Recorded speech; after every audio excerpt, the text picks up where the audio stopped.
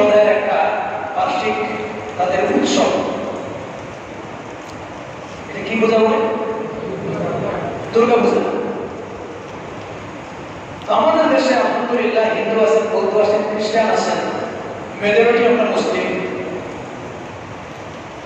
মূলত ইসলামের দৃষ্টিতে হিন্দু, বৌদ্ধ, খ্রিস্টান, মুসলমান আমরা সবাই আওলাদে আদম, আদমের সন্তান। ধর্ম যার যার দেশ সবার।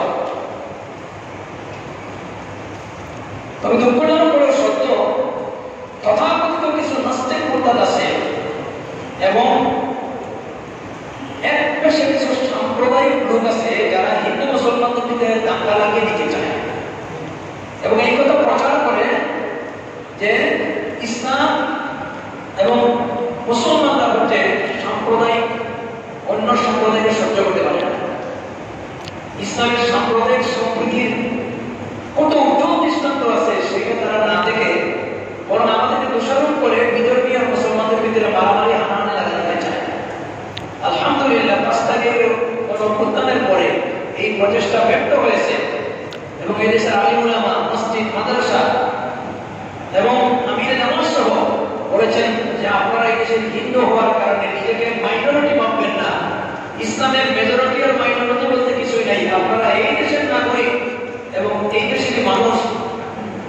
আপনারা ধর্ম যার ইচ্ছা মতো পালন করবেন, ইসলামের বাধা দেওয়ার এখানে কোনো ক্ষমতা নেই। এটার নাম ইসলাম বলে না।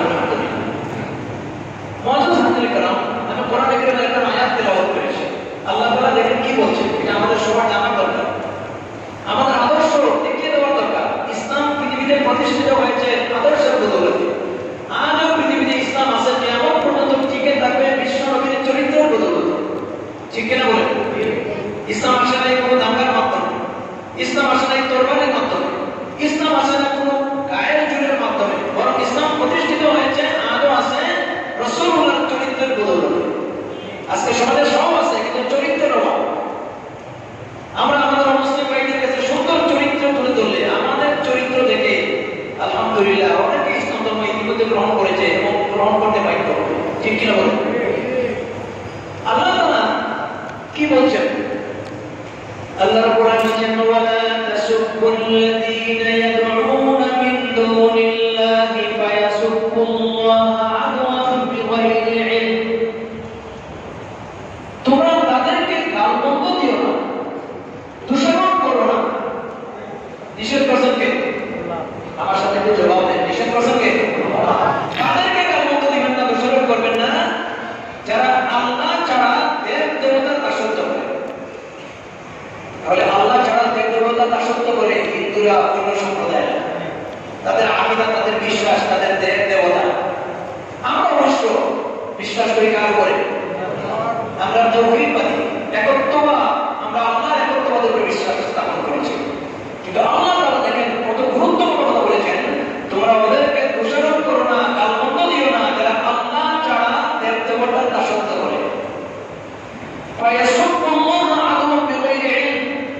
যদি তোমরা তাদেরকে দোষারোপ করো তাহলে অজ্ঞতাবশত তারাও কিন্তু আল্লাহর দোষারোপ করবে। আল্লাহু আকবার। তাহলে সাম্প্রদায়িক সম্প্রীতি রক্ষার জন্য আল্লাহর কোরআনের এর চেয়ে উজ্জ্বল দৃষ্টান্ত পৃথিবীতে আরেকটা না। তাদের উপাসনা করতে সুযোগ দেওয়া হয়েছে যাতে তাদের কেউ আঘাত করে না, তাদের ধর্মকে বাধা দেয় না, তাদের মন্দিরে কেউ আঘাত দেয় না। এই জন্য আমরা নিরাপত্তা দিয়েছি, এই দেশের আলিম উলামা নিরাপত্তা দিয়েছেন। এটা আমার নবী শিক্ষা দিয়েছেন। সুবহানাল্লাহ। আজকে ভারতের মোদী সরকার খুব বড় বড় বলি বলতেছেন বাংলাদেশের ব্যাপারে। অথচ গত কয়েকদিন আগে, মাত্র 7 দিন আগে আপনারা শুনেছেন এই ভারতের একজন কুলাঙ্গার আমার নবীর বিরুদ্ধে উৎসাহ রটনা করেছে। শুনেন নাই? এই কাজটা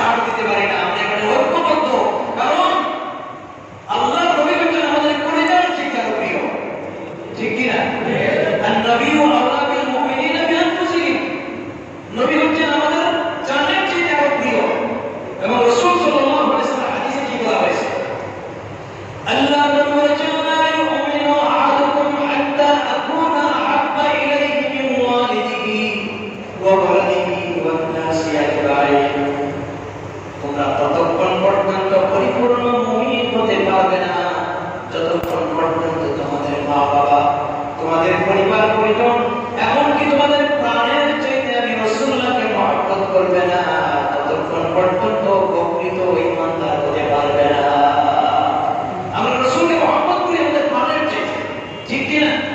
এটা প্রকৃত মুমিনের বৈশিষ্ট্য। এই জন্য রাসূল সাল্লাল্লাহু আলাইহি ওয়াসাল্লামের বিরুদ্ধে অতীতেও চলছে, আজও চলছে, এটা আমরা বরদাস্ত করতে পারি না। তাহলে সাম্প্রদায়িক সম্প্রীতি বিনষ্টের মূল কারণ আজকে পৃথিবীতে স্পষ্ট হয়ে গেছে, ঠিক কি? ভারতের বাবরি মসজিদ 750 বছর আগের পুরাতন মসজিদ, আজকে এই মসজিদ ভেঙে তারা রাম মন্দির বানিয়ে দিয়েছিল। সাম্প্রদায়িক সম্প্রীতি বিনষ্টের মূল কারণ আজকে চিন্তা করা দরকার আছে। আমরা কোনদিন কোনো মন্দিরেও হাত দিই নাই, এবং ভারতের এই মসজিদ ভেঙে রাম মন্দির বানানোর কারণে আমাদের বাংলাদেশের কোনো অমুসলিমদের গায়েও আমরা হাত দিই নাই। কারণ আরেক দেশের ঘটনার কারণে আমার দেশের কোনো হিন্দু, আমার দেশের কোনো অমুসলিম সে কোনো অন্যায় করে নাই, ঠিক কি বলে? প্রতিবাদ করেছি আমরা, প্রতিবাদ চলবে। এই জন্য সাম্প্রদায়িক সম্প্রীতি রক্ষার জন্য রাসূল সাল্লাল্লাহু আলাইহি ওয়াসাল্লামকে উত্তম দৃষ্টান্ত আমাদের তুলে ধরতে হবে। আল্লাহ তাআলা তো কোরআনের কথা বললাম, বিশ্বনবী মুহাম্মদুর রাসূলুল্লাহ সাল্লাল্লাহু আলাইহি ওয়াসাল্লাম তিনি কি বলেছেন?